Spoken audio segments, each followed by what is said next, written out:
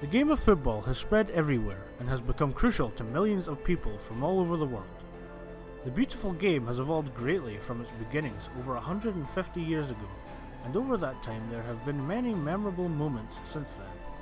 However, one game between two Scottish clubs in a small town in the sport's early years has remained one of the most important ever.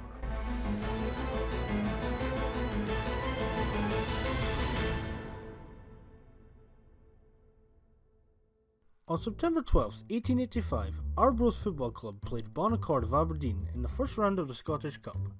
It was one of dozens of games being played that day, but this one stands above the rest due to its sheer magnitude of dominance and one-sidedness.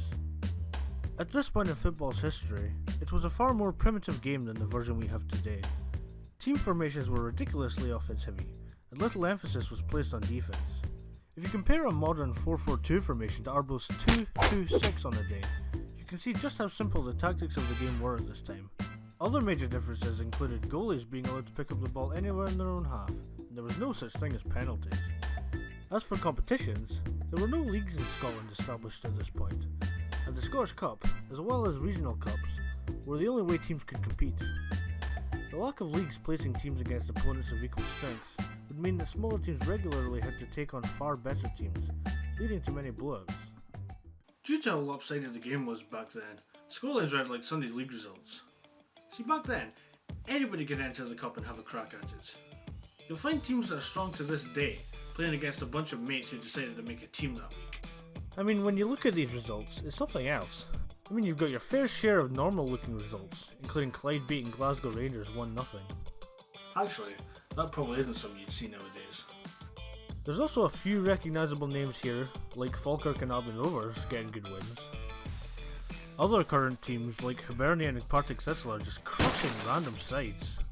Hibs defeated Edina 9-0, and Thistle demolished Granton. Then you've got the powerhouses of their time playing as well. Renton, who would become the unofficial world champions in 1888, beat Kirkintilloch Athletic 15-0.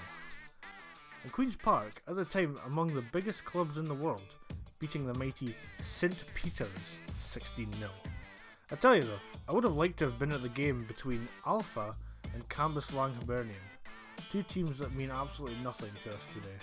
However, the final score in this game was an incredible 8-6 win for Cambuslang. Imagine being at that game. It must have been like a tennis match, end to end stuff. The one defender each team had would have had to work hard that day, I'll tell you. But there were a couple of results that stood out from even these games. Arbroath were a decent club, with a whole 7 years of experience under their belt going into this cup game. The same couldn't be said, however, for the tiny Bonaccord, who'd just shown up that season. In these days, skill was largely linked to experience, and as teams often began just so they could enter the cup for a year, these skill discrepancies were common. However, the mismatch was somehow even bigger in this case. The reason why Bonaccord seems to only exist for one game was because the team, Bonaccord, was actually the Orion Cricket Club, a club that, surprise surprise, focused on cricket, not football. Apparently, the club received their invitation by mistake, and the intended recipient of the invitation was the Orion Football Club, an actually decent team who were also from Aberdeen. When the cricket club received the invite, instead of giving it to the football club, the guys in charge said, "Sure, let's do it." They gave themselves the name Bonaccord, accepted the invitation, and a bunch of newbies headed south to Arbroath to take on an actual serious team. As the story goes, Bonaccord arrived on the rainy Saturday in Arbroath without a proper set of kit, and they had to borrow some to play in that day. If a team shows up without an actual kit, that's probably not a good sign. Not only that, apparently they showed up with only 9 players, 2 men short. To fix this, they took 2 spectators from the crowd, kitted them up, and put them in the game. Arbroath were clearly the heavy favourites going in, and they definitely wanted to honour that prediction. Their much better offense was headed by the 18-year-old John Petrie. Despite his young age, his skill was unmatched in this game, and he quickly made this clear by netting 2 goals soon after kickoff. He set the tone of the game, as every time Arbroath came towards the Bonaccord goal, They looked like they could score at any moment. The Lichties would get through a chord with ease and slotted the ball into the net. Then they did it again. Then again. Then again. This kept happening over and over until the first half drew to a close. By this point, I think it's fair to say that Arbroath held a solid lead. The score, you ask? 15-0. I can only wonder what the Bonaccord manager would have said at halftime. Would he ask his players to show more desire? Alright lads, no bother. I'll make a tactical substitution, get a couple more fans on, and that'll sort this mess out. I mean, this wasn't baseball. There was no mercy rule to save them. Like it or not, they would have to trudge out there in the rain for another 45 minutes of absolute misery. Surely though, they must have thought, there's no way it can get much worse. With the game already in hand, maybe Arbroath would slow it down and save them any further embarrassment. The second half was even worse for Accord. Despite their commanding lead, Arbroath refused to let up with their ruthless attack. The young Petrie continued to punish the Bonaccord defence, and by the end of it all he would tally 13 goals in the game. This amount would remain unchallenged until 115 years later, when Australia's Archie Thompson famously equalled the tally in a 31-0 win against American Samoa in a World Cup qualifier. Arbroath were so dominant that their goalkeeper, a man named Jim Milne Sr., not only didn't get a single touch during the game, he apparently took an umbrella from the crowd and sheltered himself from the rain while play went on. Bonaccord did manage to get one shot on goal however, but Arbroath defender Bill Colley cleared it off the line.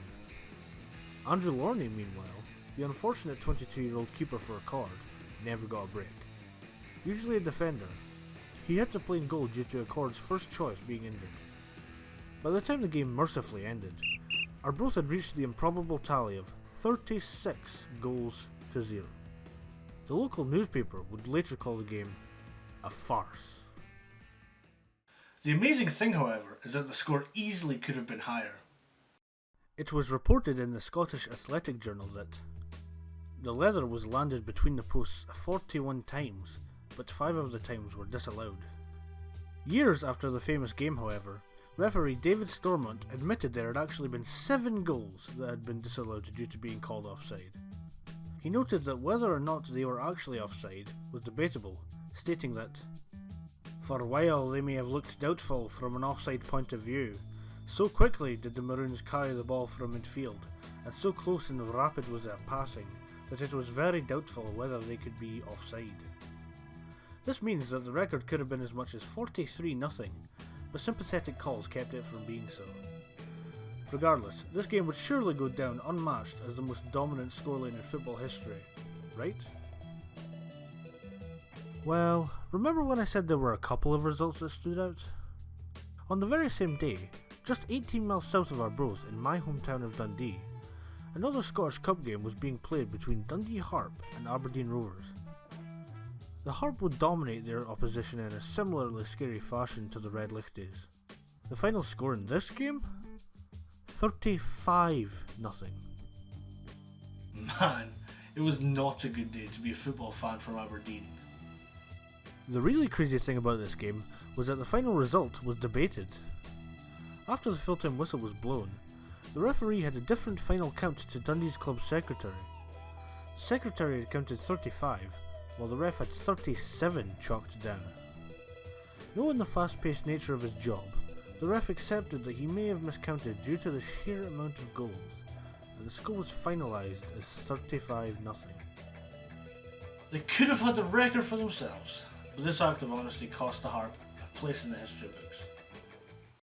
The story just gets crazier from there though. Tom O'Kane, a fullback for Dundee who had previously played for Arbroath, convinced his team to send a telegram to his old club to boast to his old teammates about Harp's triumphant victory. Little did he realise, of course, that his old club had done him one better and snatched the record on the exact same day. Arbroath were all too happy to respond to the telegram, but O'Kane himself didn't find out until he arrived in Arbroath the week after. I'm guessing when he found out, he must have had a bit of a minter.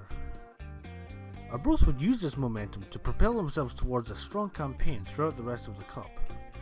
They followed up their record win with a 9-1 demolishing of local rivals Forfar Athletic, followed by a similarly strong 7-1 win over Dundee East End, before going out to a tight 5-3 loss at the hands of the mighty Hibernian. Dundee Harp would also make it to the fourth round that year, going out to the Vale of Leven. Arbroath would find it very hard to find a level of success greater than this win for over a century, and wouldn't win their first major silverware until 2011, 133 years after the club's inception. Bonaccord, meanwhile, would disappear completely after their humiliating loss, though its name would be used by several future teams. Dundee Harp themselves would dissolve before the turn of the century as well. This record has stood the test of time, though not without threat. There have been several scorelines that have been bigger, but these games are usually at a level below senior. There was the case of a Romanian game in 2000 that ended 41-0, as well as an Ecuadorian third league match that finished 44-1, but both results were not considered due to the amateur status of the teams involved. The record was technically beaten in 2002 when AS Adima defeated Stade Olympique de la Mer 149-0 in a championship match in Madagascar, but that game was essentially just a forfeit with extra saltiness. If you're interested in hearing about this story, SB Nation did a really good video about how crazy that game was, and I'll link to that video in this video. Consider that for a second though. It took a game that was essentially a fix to produce a crazier result than this in such an important competition, 117 years later. In terms of an actual competitive senior game though, I personally still consider Arbroath's famous win as the record holder. Despite hundreds of thousands of senior level games since that rainy Saturday, none have combined to have such an honest and one-sided result as this one.